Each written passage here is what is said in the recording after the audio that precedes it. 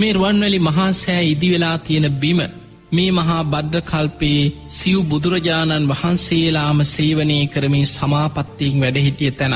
ඔබ දන්නවා මිහිඳු මහරහතන් වහන්සේ ලංකාවට වැඩම කරලා තමයි බුදුරජාණන් වහන්සේගේ මේ උතුම් ධර්මය ලංකා භූමියේ ව්‍යාප්ත කරේ. දවසක් මිහිඳු මහරහතන් වහන්සේ රුවන්වැලි සෑ ඉදිවෙන භූමියේ ගහක් යට විවේකයෙන් භාවනා කරමින් වැඩ ඉන්නවා. දේවානම්පියතිස්ස රජුරුව මල් වට්ටියක් අරගෙන මිහිඳු මහරහතන් වහන්සේ ළඟට ඇවිල්ලා මල් වට්ටිය පූජා කළ වැන්ද. මිහිඳු මහරහතන් වහන්සේ මල් වට්ටිය අතට අරගෙන අධිෂ්ඨාන කළ දුන්න රජතුමනි මේ මල් ටික මේ පොළොව වටේට ඉහින්න කියෝ. රජ්ජුරුව මල් ටික පොළොවට ඉහින්නකොට පොළොව ගිගුරුම් දෙමින් පොළොව සෙලවෙන්න ගත්තා. රජතුමා මේ මොකද මේ කියලා අහනවා ස්වාමීනි ඇයි මේ පොළොව සෙලවුනේ? මල් ඉහිනකොට පොළොව කම්පා වෙනවා. එතකොට මිහිඳු මහරහතන් වහන්සේ කියනවා රජතුමනි මෙතන මේ මහා භද්‍ර කල්පේ පහළ වෙච්ච කකුසඳ බුදුරජාණන් වහන්සේ 40000ක් මහරහතන් වහන්සේලා සමග ඒ කාලේ ලංකා භූමියට වැඩම කරලා මෙතන සමාපත්තියෙන් වැඩ හිටිය තැන. මේ මහා භද්‍ර කල්පේ දෙවනුව පහළ වෙච්ච කෝණාගමන බුදුරජාණන් වහන්සේ 30000ක් මහරහතන් වහන්සේලා සමග මෙතන සමාපත්තියෙන් වැඩ ඉඳලා තියෙන. මේ මහා භද්‍ර කල්පේ පහළ වෙච්ච කාශ්‍යප බුදුරජාණන් වහන්සේ 20000ක් මහරහතන් වහන්සේලා සමග මෙතනම සමාපත්තියෙන් වැඩ ඉඳලා තියෙන. රජතුමනි අපේ ගෞතම බුදුරජාණන් වහන්සේ කැලණියට වැඩම කරපු ගමනේ 500ක් මහරහතන් වහන්සේලා සමග මෙතනම සමාපත්තියෙන් වැඩ හිටියා. මේ මහා භද්‍ර කල්පේ පහළ වෙච්ච සිව් බුදුවරුම සේවනය කරපු භූමියක් මේ. අනාගතේ ධාතුන් වහන්සේලා ද්‍රෝණයක් තැම්පත් වෙලා ලෝක පූජිත චෛත්‍යයක් මෙතන නිර්මාණය වෙනවා.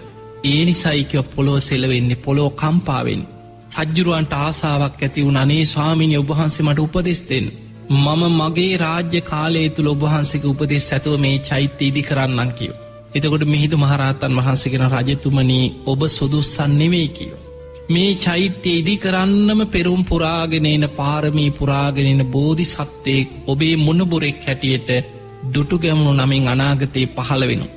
අසංකීයකොත් කල්පලක්ෂයක් පාරමී පුරාගෙන අගසව් තනතුරක් ප්‍රාර්ථනා කරගෙන යන බෝධිසත්වයෙක්. ඒ වෙලාවේ කියනවා රජ්ජුරුවන්ට සතුටු හිතුන අනේ ස්වාමීනී එහෙමනම් ඒ පින් ඇති මගේ මුණුබුරා මම ඉදි කරා හා සමානයික මගේ මුණුබුරෙක් මේ චෛත්‍ය මෙතන ඉදි කරනවන ස්වාමීනී මගෙන් මොකක්ද විය යුත්තේ? ඒ වෙලාවේ මිහිඳු මහරහතන් වහන්සේ කියන රජතුමනි ඔය කියපු තොරතුරු සෙල් ටැඹක සටහන් කරලා මෙතන පිහිටවන්න කිව්වා. ඒ විතරක් නෙමේ රත්තරම් පත්තිරුවල ලියලා ආරක්ෂිතව මේ තොරතුරු සටහන් කළා තියන්න කියෝ. රජතුමා කරඬුවල තැම්පත් කළ මේ තොරතුරු ආරක්ෂිතව අනාගතයේ දුටුගැමුණු රජ්ජුරුවන්ට මේ භූමිය හොයාගෙන චෛත්‍ය ඉදිකිරීම පිණිස මේ තොරතුරු සටහන් කරා. ඒ වගේම සෙල් ටැඹක ශාල ගල් පෝරුවක සෙල් ටැඹක චෛත්‍ය ඉදිවන භූමියේ මේ තොරතුරු සටහන් කරලා දුටුගැමුණු රජ්ජුරුවන්ට මේක හොයාගෙන මෙතන චෛත්‍ය ඉදි කරන්න දේවානම්පියතිස්ස රජ්ජුරුව තමයි මිහිඳු මහරහතන් වහන්සේගේ උපදෙස් පරිදි සෙල් ටැඹ පිහිටවන්නේ. දුටුගැමුණු රජ්ජුරුව පහළ වෙලා යුද්ධය අවසන් කරලා එදා ජයශ්‍රී මහ බෝධීන් වහන්සේට බෝධි පූජාවක් කරලා යනකොට තමයි මේ සෙල් ටැඹ දැකලා මේ චෛත්‍ය මෙතන ඉදි කරන්න අරමුණ පහළ වෙන්නේ. එතකොට අපිට පේනවා එදා දුටුගැමුණු රජ්ජුරුව මේ මහා සෑ ඉදි කරපු හැටි. දෙවියන්ගෙන් ලැබිච්ච සහයෝගේ මේ මහා සෑ ඉදි කරද්දි සිදුවෙච්ච මහා අසිරිමත් සිදුවීම් රැසක් දේශනාවල සඳහන් වෙලා තියෙන. පින්වතුනි රුවන්වැලි මහා සෑය කියලා කියන්නේ දුටුගැමුණු රජතුමාගේ අසංකීයකුත් කල්පලක්ෂයක් පාරමී පුරාගෙන යන මේ මහා බෝධිසත්ව රජතුමාගේ පාරමී ශක්තිය. ඒ වගේම එදා වැඩ සිටි 이르දි බල සම්පන්න ලක්ෂ ගණන් මහරහතන් වහන්සේලාගේ 이르දිමේ ශක්තිය. ඒ වගේමයි